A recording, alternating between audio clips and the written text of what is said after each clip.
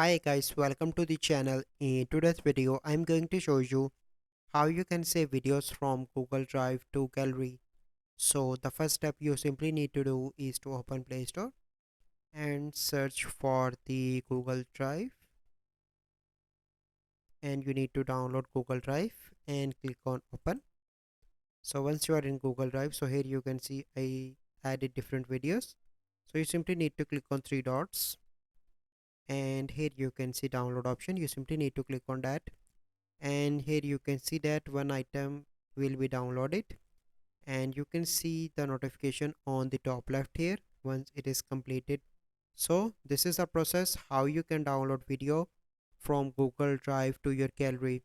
So I hope you find this video helpful. If you find this video helpful, must like this video, subscribe to our YouTube channel for future videos. We'll see you in the next video.